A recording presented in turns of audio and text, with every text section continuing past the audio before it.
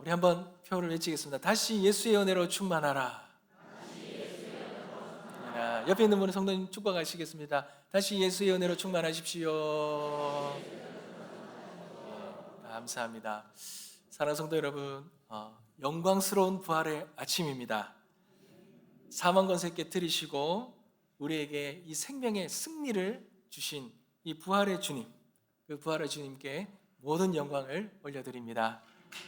오늘 부활의 기쁨이 저와 우리 여러 성도님들의 삶 속에 가득 넘쳐나시기를 축복합니다. 여러분, 오늘 저는 이 부활의 말씀, 부활 오전에 이 예배의 말씀을 함께 나누기 전에 한 가지 질문을 하나 드리고 싶습니다. 여러분, 2000년 전에 예수님께서 부활하셨는데요, 그 2000년 전에 부활하신 주님이 오늘 우리에게 어떤 의미가 있습니까?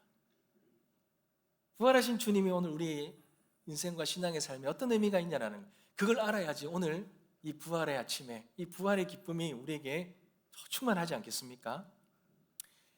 그런데 우리는 대부분 그렇습니다. 부활은 우리가 죽어서 이제 천국 갈 수 있다는 것, 그 놀라운 은혜를 주셨다는 걸 우리는 믿습니다. 그런데 여러분, 그것은 우리에게 반드시 주어질 것이고 우리의 미래에 분명히 일어날 것입니다. 우리 주님, 부활하신 주님 다시 이 땅에 오셨을 때 우리도 그 주님과 함께 영원한 천국에서 영원한 삶을 살리라 믿습니다. 그런데 오늘 말입니다.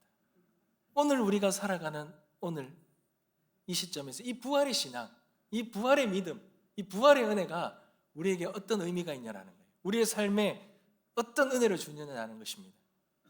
사랑하는 성도 여러분, 오늘 본문에 보시면 2000년 전에 이 부활의 첫 아침에, 이 부활의 첫 새벽에 일어나는 일들을 말하고 있어요. 근데 그 모습이요, 부활하신 주님이 오셨는데, 부활하셨는데 우리가 기대하는 그런 환희나 기쁨이 전혀 느껴지지 않습니다. 빈 무덤 앞에서 와, 우리 주님 정말 부활하셨구나 라면서 사람들이 기뻐하고 부활하신 주님을 찬양하고 이런 모습이 있을 것 같은데, 그런 모습은 보이지 않고 오히려 두 제자가 예루살렘을 등지고 그 예루살렘을 떠난 채 쓸쓸히 엠마오라는 땅으로 가고 있는 모습이 오늘 본문에 등장합니다. 여러분, 이 엠마오로 가는 이 제자들의 이 쓸쓸한 이 뒷모습 속에서 이들이 지금 심정이 어떤지, 그들의 심정이 어떤지를 잘 표현해 주는 말이 21절인데요. 여러분, 21절을 우리 다 같이 한번 읽어보겠습니다. 읽겠습니다. 시작. 우리는 이 사람이 이스라엘을 속량할 자라고 바랐노라. 이뿐 아니라 이 일이 일어난 지가 사흘째요 라고 말하죠. 여러분, 여기에서 21절에서 아주 우리 중요하게 봐야 될 문장이 있다면 이 바란노라라는 말입니다. 여러분, 이 두 제자가요, 바랬던 게 있어요. 이들이 지금 이 예루살렘을 등지고 엠마오로 가는 이 길에서 이들이 가졌던 이 심정이 그대로 나오는데, 그들에게는 한때 그들의 가슴을 뛰게 했던, 바랬던 기대가 있었습니다. 여러분, 어떤 기대겠습니까? 주님이 왕이 되시면 완전히 이 세상에서 내가 생활하던 이 삶이 완전히 바뀔 것이라는 기대가 있었어요.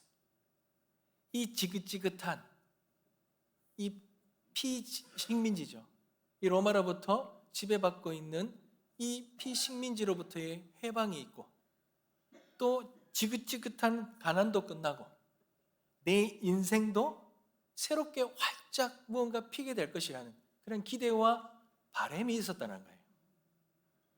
근데 주님이 십자가에 달리셨는데, 죽으셨는데, 그래도 이들은 또 바란 거예요. 십자가에서 그렇게 허무하게 끝나시지 않고 놀라운 역사하심을 통하여 십자가에서 기적을 일으키실 거라, 그런 바람이 있었는데, 그런데 여러분, 오늘 21절에 뭐랍니까? 바랬는데 이 일이 일어난 지가 사흘째라 그러죠. 십자가에 죽으셨는데 사흘이 지났는데도 아무런 일이 일어나지 않는 거예요. 그러니 이들은 다 끝났구나. 우리가 기대하고 바랬던 모든 것이 아니었구나. 이제 이 십자가로 인해서 모든 것이 실패했고 끝이구나 라는 것을 받아들이고, 이제 예루살렘에서 그들이 기대했던 모든 삶, 모든 기대들은 다 포기하고 그들은 이제 엠마오라는 땅으로 도망치고 있는 것입니다. 사랑하는 성도 여러분, 주님의 십자가 앞에서 그들이 탄식하고 있었던 이 두 제자의 모습을 보면서 오늘날 우리도 너무나도 우리와도 너무나 똑같은, 너무나 흡사한 탄식을 우리도 하고 있지 않습니까? 여러분, 우리도 주님 믿을 때요, 신앙생활 할 때요, 다 기대가 있잖아요. 소망이 있잖아요. 열심히 믿음 생활하면 내 인생에 복이 임하고 내 인생이 잘 풀리고, 내가 주님을 향해 열심히 헌신하고 섬기면 내 삶에 형통함이 있고 우리의 자녀들이 잘 될 줄 그렇게 우리가 믿지 않습니다. 여러분, 제가 신방을 하다 보면 그런 말씀을 많이 하는 성도님 많아요. 우리 아이가 어릴 때 참 주일학교도 잘 가고 암송도 잘하고 성경학교 부흥에도 새벽기도도 많이 가고 막 그랬었는데, 이 아이가 이제 자라면서 신앙생활을 안 하는 것 때문에 너무 힘들어하시는 자녀 부모님들 많이 봤습니다. 이 자녀들을 정말 믿음 안에서 기도하면서 그렇게 키우면 하나님이 이 아이들을 잘, 우리가 부모님들이 원하는 믿음의 모습으로 잘 세웠을 것 같은데 그런 기대감이 있지 않습니까? 근데 실제로 키워보면요, 자녀들이 어때요? 뜻대로 자란대요. 그러면 저희 목회자 자녀들도요, 잘 키울 것 같잖아요. 똑같습니다. 이번 주에 금요일에 금철에 저희 이제 아이들 와서 같이 예배 드리는데 너무 지겨웠답니다. 제가 설교하는데 너무 지겨워갖고 온몸을 비틀면서 막 사춘기, 제가 성경에는 사춘기가 없다 자꾸 세뇌시키고 있는데, 저희 아이들도 믿음대로 기도대로 하지만 이게 잘 안 되잖아요. 우리가 교회를 위해, 주님을 위해 헌신하고 기도하고 하면 우리의 삶, 우리의 환경, 우리의 관계, 모든 것이 주님이 잘 되게 해주실 거라는 그 기대감이 있는데, 내 뜻대로, 내 원대로, 내 바람대로 되지 않는 게 우리의 믿음의 삶이고 신앙의 삶이고 인생의 삶이지 않습니까? 여러분, 그러면 어때요? 이 믿음 다 헛것 아닌가?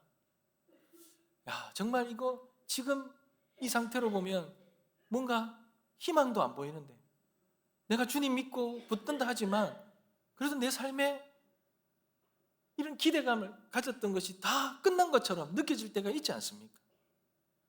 여러분, 그때에 우리도 모르게 우리의 믿음이 흔들리면 우리가 그토록 기대했고 바랬던 이 예루살렘에서의 삶을 등지고 우리가 이 엠마오로 힘없이 그렇게 도망치듯이 그렇게 걸어가는 실패의 걸음걸이를 걸어갈 때가 있다는 말입니다. 사랑하는 성도 여러분, 그런데 우리가 정말 오늘 이 본문을 통해서 우리가 하나 붙드는 게 있다면, 사랑하는 성도 여러분, 우리 하나님은 그럼에도 불구하고 우리를 포기하지 않으시고 우리를 버리시는 분이 아니시라는 것.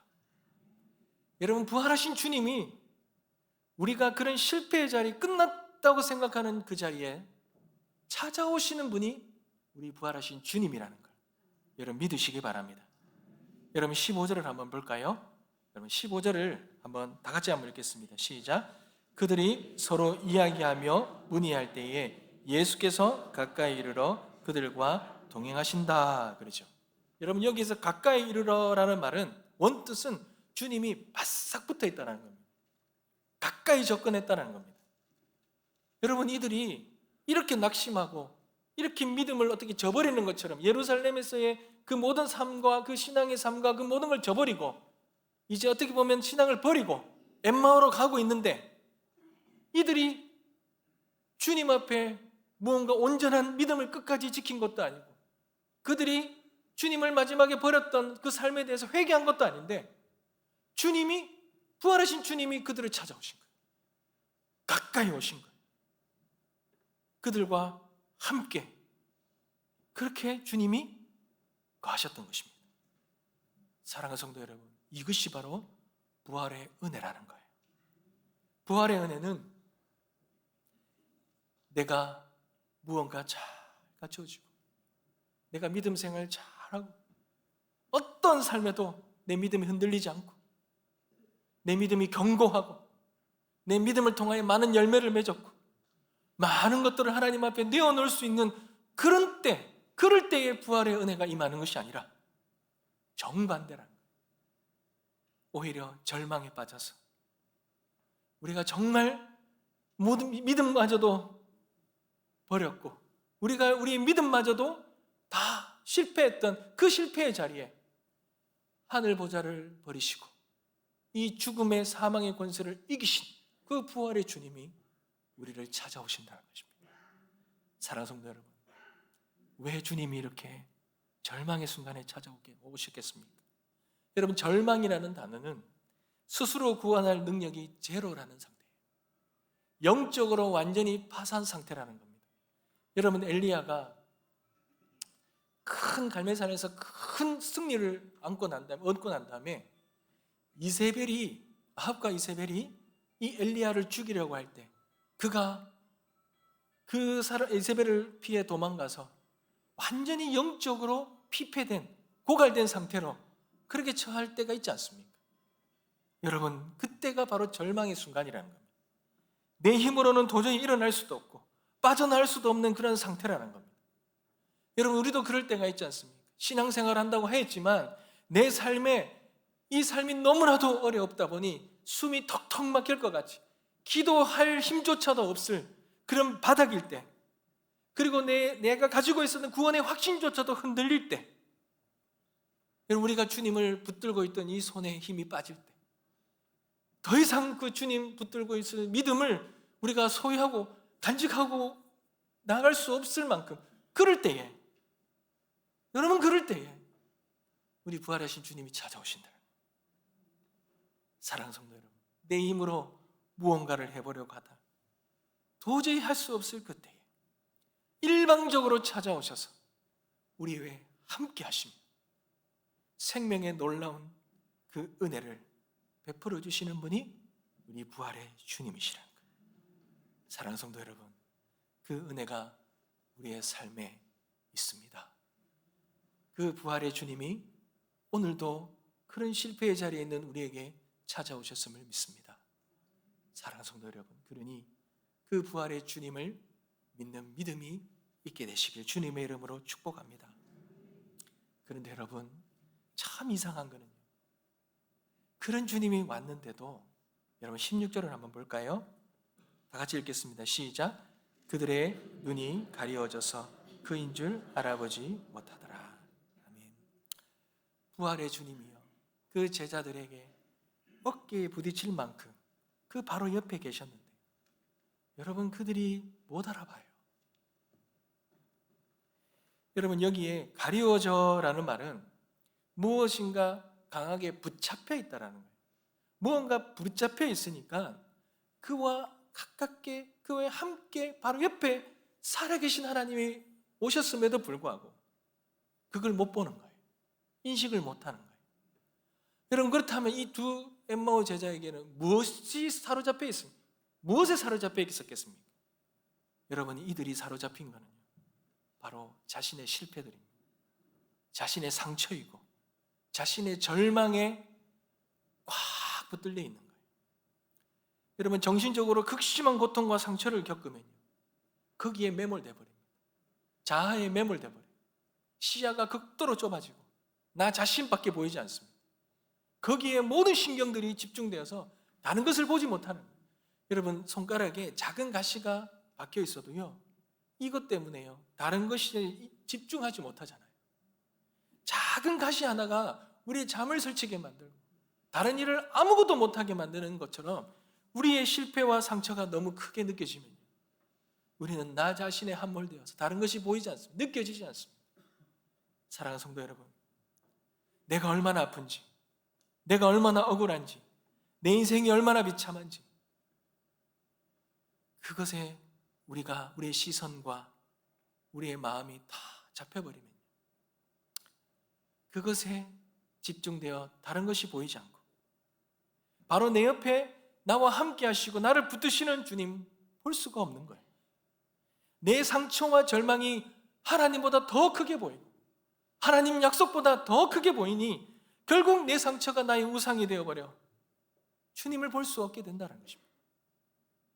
사랑하는 성도 여러분, 우리는 하나님이 이 상황을 역전시킬 수 있다는 그런 전능하신 능력을 믿는 것보다 내가 당한 그 일이 내 인생을 끝났다고 여기는 절망 가운데로 몰아가는 그 절망을 더 믿어버립니다. 그렇게 함몰되어 버리면요, 그 절망이 우리를 사로잡아 버리고 그 절망을 우리가 믿어버리게 된다는 거예요. 십자가, 그들에게는, 두 제자에게는 십자가는 끝이었다. 십자가는 나에게 상처, 내가 기대하고 내가 간절히 바랬는데 근데 씻을 수 없는 상처와 절망을 안겨준 십자가로 그들이 남겨져 버립니다. 그들은 그 실패 속에서 다른 것 아무것도 보이지 않고 그 실패 속에 함몰되어서 살아계신 주님이 그들에게 왔음에도 불구하고 그들은 그 주님을 만나지를 못하는 거예요. 사랑하는 성도 여러분, 상처를 묵상하면요, 상처가 커지는 거예요. 주님을 묵상해야 됩니다. 그래야 주님이 커집니다. 상처가 나의 주인이 되어서 내 생각과 감정을 통치하고 있기 때문에 진짜 주인이신 부활의 주님이 곁에 오셔도 알아볼 수가 없게 되는 것입니다. 이 암흑의 영적인 이 그림자, 영적인 이 커튼을 거두어야죠. 이것을 벗겨내야 됩니다. 그래야 주님을 볼 수 있는 거죠. 그런데 여러분, 이 영적인 커튼을 누가 걷어냅니까? 우리가 할 수 있습니까? 아닙니다. 우리는 절망 속에 빠져서 그걸 걷어낼 힘조차도 없어요. 주님이 친히 걷어주셔야 합니다. 주님이 어떻게 걷어주십니까? 25절을 한번 보겠습니다. 다 같이 한번 읽겠습니다. 시작. 이르시되 미련하고 선지자들이 말한 모든 것을 마음에 더디 믿는 자들이여. 아멘.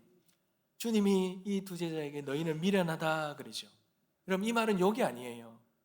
이 말은 너희들이 이해하지 못하는 자다 이렇게 말합니다. 너희 눈앞에 답이 있는데 너희들을 왜 못 보느냐 이런 말입니다. 다른 말로 말하면 성경에 이미 다 말해놨는데 너희들은 왜 모르냐라는 이 말입니다. 여러분 27절 한번 보십시오. 한번 더 읽어볼까요? 27절 읽겠습니다. 시작. 이에 모세와 모든 선지자의 글로 시작하여 모든 성경에 쓴 바 자기에 관한 것을 자세히 설명하시느냐. 아멘. 여러분, 예수님께서 이 엠마오로 가는 두 제자의 이 영적인 암흑의 커튼을 거두시는데 다른 걸로 거두시는 것이 아니라 구약의 말씀을 가지고 거두시는 거예요. 여러분, 구약의 말씀이 뭡니까? 구약의 말씀은요, 예수 그리스도를 하는 주님께서 예수 그리스도, 메시아 된 예수 그리스도를 보내실 것이라는 약속이잖아요. 근데 그 메시아가 어떻게 온다고요? 26절을 한번 보십시오. 그리스도가 이런 고난을 받고 자기의 영광에 들어가야 할 것이 아니냐. 여러분, 이 말이 뭡니까? 메시아는 반드시 고난을 받고 영광에 들어간다고 분명히 말씀하고 있는데, 다른 말로 말하면 십자가가 끝이 아니라고 분명히 말씀하고 있는데, 오히려 이 십자가는 부활의 영광으로 가는 길이라고, 통로라고 말하고 있는데, 고난이 실패가 아니라 고난이 영광으로 가는 유일한 문이라고 말하고 있는데, 너희들은 왜 실패로 생각하고 왜 실패로 모든 것을 끝내고 그렇게 예루살렘을 떠나 엠마오로 가고 있느냐고 주님 말씀하시면서, 이 말씀을 통하여 구약에 예언된 그 메시아가 이 고난을 통하여, 십자가의 고난을 통하여 부활의 영광으로 이른다는 것, 그것이 바로 나라는 것, 예수 그리스도시라는 것, 그것을 말하고 있는 것입니다. 사랑하는 성도 여러분, 사랑하는 성도 여러분, 이 놀라운 말씀이 그 제자에게 임하자 그들에게 놀라운 성령의 역사가 일어납니다. 32절을 한번 볼까요? 그들이 서로 말하되 길에서 우리에게 말씀하시고 우리에게 성경을 풀어주실 때에 우리 속마음이 뜨겁지 아니하더냐. 여러분, 뜨겁다라는 말은 불타올랐다는 말입니다. 마음이 불탔단 말입니다. 식어버린 심장에 불이 다시 붙었다는 겁니다. 여러분, 무엇이 이 불을 붙였습니까? 애써서 감동을 만들어낸 것이 아니죠. 여러분, 말씀이 열리자, 주님께서 친히 성경을 풀어주시자, 그 성경 속에 예언되고 약속된 그 메시아가 이 십자가를 통하여, 십자가가 끝이 아니라 이 십자가를 통하여 놀라운 부활의 영광으로 임하셨다는 것, 그것이 성취되어서 내 눈앞에 서 있다는 걸 생생하게 보게 되니 이들이 부활의 은혜, 이 부활의 신앙이 다시 살아나는 거예요. 다시 살아나는 거예요.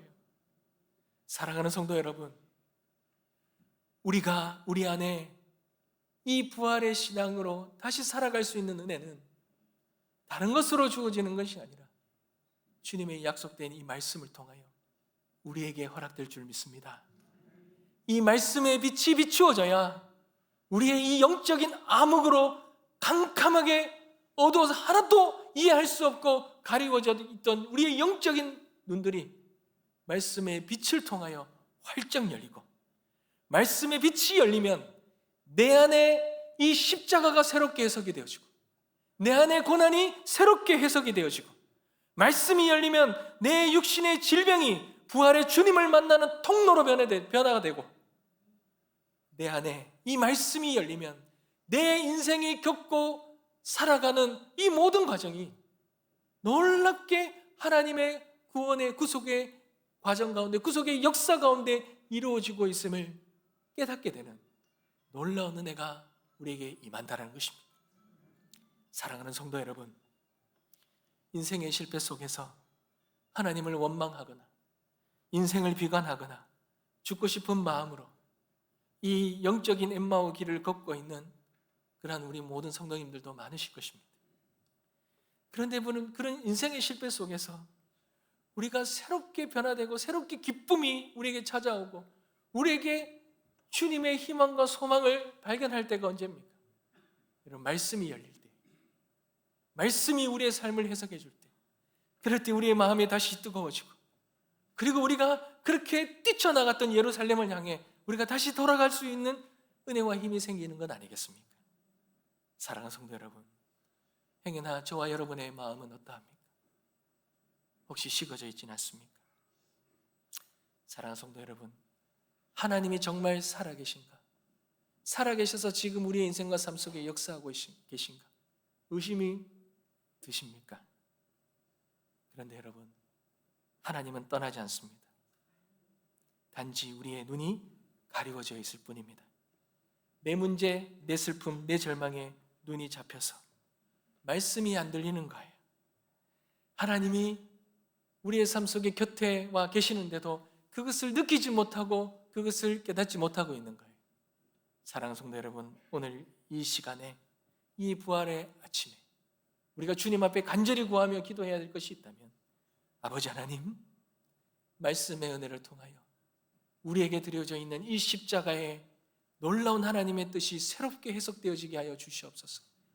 이 십자가를 통하여 우리의 인생 속에 살아왔던 모든 실패들, 모든 깨어지는 것들, 모든 절망들이 주님 새롭게 해석되어지고 부활의 신앙으로 새롭게 감당할 수 있는 은혜를 허락하여 주시옵소서.